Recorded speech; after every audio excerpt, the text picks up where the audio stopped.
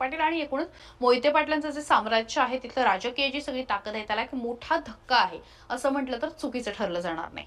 कोमल, तेच आपण राम सातपुतेंबद्दल आता पुन्हा जर सांगायचं झालं तर राम सातपुतेंची खरं तर प्रतिक्रिया आलेली आहे. म्हणजे जे राम सातपुते खरं तर लोकसभा आणि विधानसभेला पराभवाच्या छायेत पराभवाच्या गर्तेत होते, ज्यांना खरं तर कायम टीका केली जायची की बाहेरचा माणूस येऊन सोलापूर जिल्ह्याचं राजकारण कसं फिरवेल, आणि त्याच्यावरती खरं तर टीका केली जात होती. कारण ते जे शह देत होते किंवा ते ज्यांच्या विरोधात लढत होते ते सोलापुरातलं आणि माळशिरस माढा या परिसरातलं खरं तर एक नामांकित असं नेतृत्व होतं, ते म्हणजे मोहिते पाटलांचं घराणं. आणि त्यामुळे ज्यावेळेस खरं तर एखाद्या प्रस्थापित लोकांविरुद्ध जेव्हा एखादा नेतृत्व उभं करतं, म्हणजे भाजपनं तो प्रयत्न केला खरं तर राम सातपुतेंच्या रूपानं, पण ते कुठेतरी अपयशी होताना दिसले. पण त्यांना आता नगर जिल्हा परिषद आणि पंचायत समितीच्या निवडणुकीत मात्र कुठेतरी राम सातपुतेंच्या बाबतीत ही चांगली बातमी आहे किंवा गुड न्यूज आहे की त्यांची हे पत्नी विसरून चालणार नाही की 2019 मध्ये जेव्हा राम सातपुते माळशिरस मध्ये निवडून आले त्यावेळेस मोहिते पाटील भाजपमध्ये होते आणि ती जागा जी आहे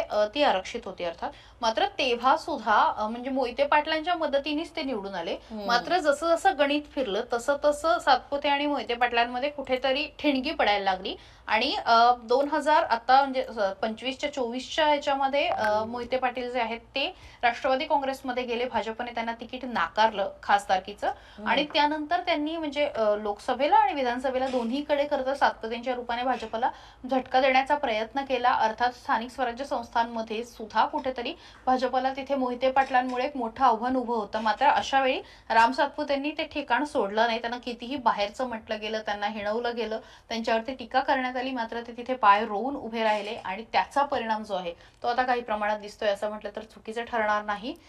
यासोबतच इतर सुद्धा काही अपडेट आलेले आहेत. कोमल, तू देतेस? येस. महाराष्ट्रातील सर्व बातम्यांचे विश्वासार्ह व्यासपीठ सकाळच्या सर्व सोशल मीडिया प्लॅटफॉर्मला लाईक, फॉलो आणि सबस्क्राईब करा. तसंच सर्व नोटिफिकेशनसाठी बेल आयकॉन प्रेस करायला विसरू नका.